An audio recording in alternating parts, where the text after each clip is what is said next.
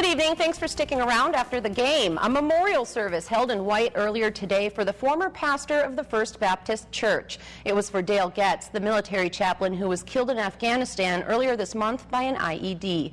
This memorial service for Getz was held at the high school in his memory and was meant to honor his life and his service. Getz served at First Baptist Church for 3 years before deciding to become a military chaplain. It was his first and only pastor job.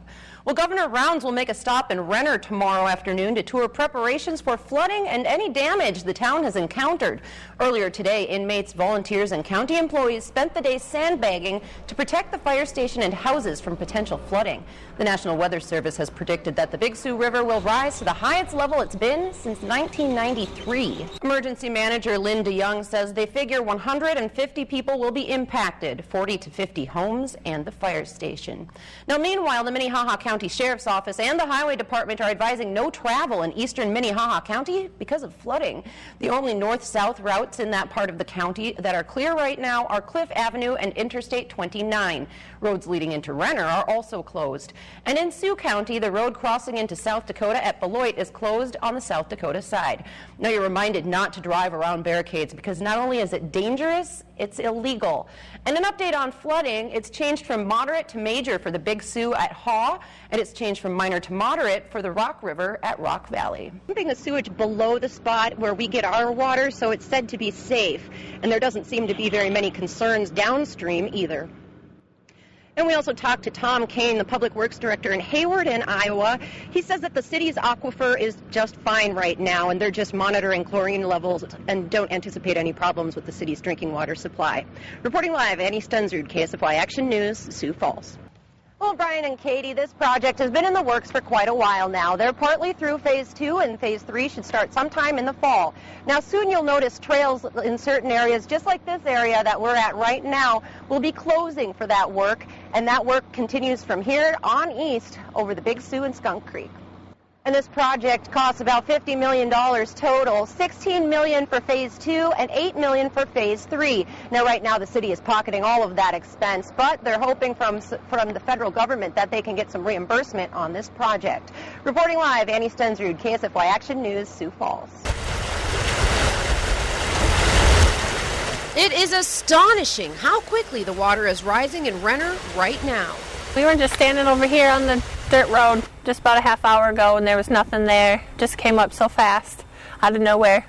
There's nothing there this morning.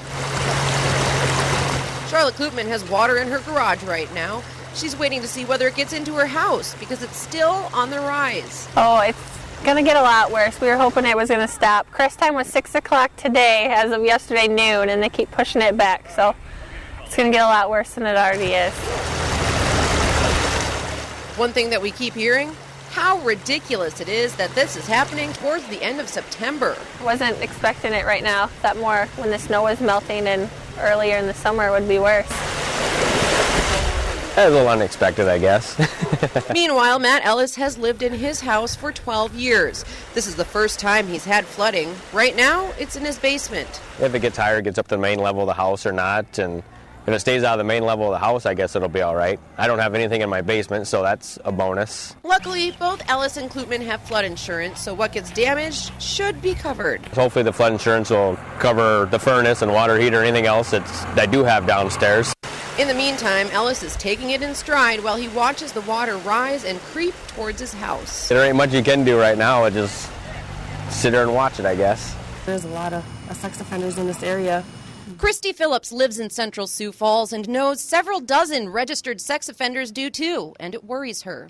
I believe that being so close to Axtell School, that it is an issue. Her close proximity is one of the reasons she routinely checks the state sex offender registry, and because of this, she's had to teach her kids some tough lessons early.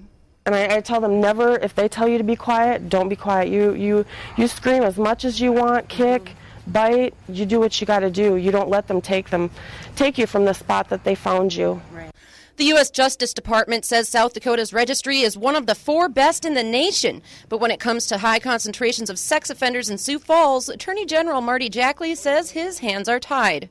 And it's a balancing, and that balancing is the registry needs to be fair for the people that are on it, but it also needs to protect children and communities, and so it's important to remember that those individuals that have committed those type of crimes have put themselves in that situation.